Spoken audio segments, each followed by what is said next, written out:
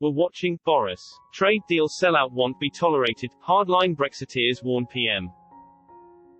With the European research group, H.A.R.D.L.I.N.E going through Boris Johnson's trade deal with a fine-toothed comb, the Prime Minister could still face resistance from within his own party if Eurosceptics do not like what they find, a think tank boss has warned. And Mark Littlewood, Director General of the Institute for Economic Affairs, said it was absolutely essential to be sure the mechanism for resolving disputes related to the level playing field was not tilted in Brussels' favour. The H.A.R.D.L.I.N.E has reconvened its Star Chamber, which includes H.A.R.D.L.I.N.E Deputy Chairman David Jones MP, Sir Bill Cash MP, and Martin Howe QC, to consider the agreement line by line.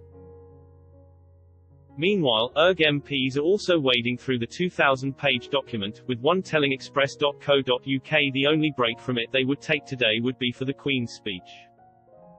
Mr. Littlewood said, "I'm sure the H.A.R.D.L.I.N.E will want assurances on how independent the arbitration of any disputes will really be and to be confident that we have not substituted the European Court of Justice with some opaque, complex and bureaucratic monstrosity."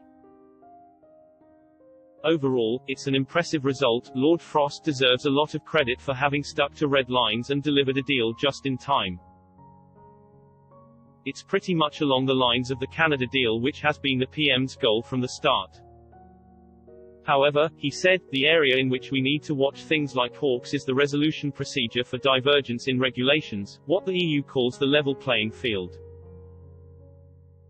This must not become a basis for the UK being punished if it adopts smarter, lighter, wiser rules. The whole point of leaving the EU was to give us the sovereign ability to do so. Of course, after 4.5 years, the new challenge for Boris and his government is going to be to figure out how to make use of our newly won freedoms. Getting that right is the key to long-term growth and prosperity in Britain. For now though, the PM and his negotiating team deserve to toast this success over a socially distanced Xmas lunch. It went to the wire, but it always does.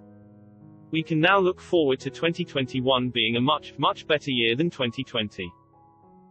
But we can also approach the next decade as a whole with renewed confidence and optimism.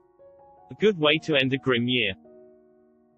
A statement issued by Clwyd West MP Mr Jones, along with H.A.R.D.L.I.N.E Chairman and Rayleigh and Wickford MP Mark Francois, on Wednesday in anticipation of a deal being struck said, given that the new agreement is also highly complex, the Star Chamber will scrutinise it in detail, to ensure that its provisions genuinely protect the sovereignty of the United Kingdom, after we exit the transition period at the end of this year.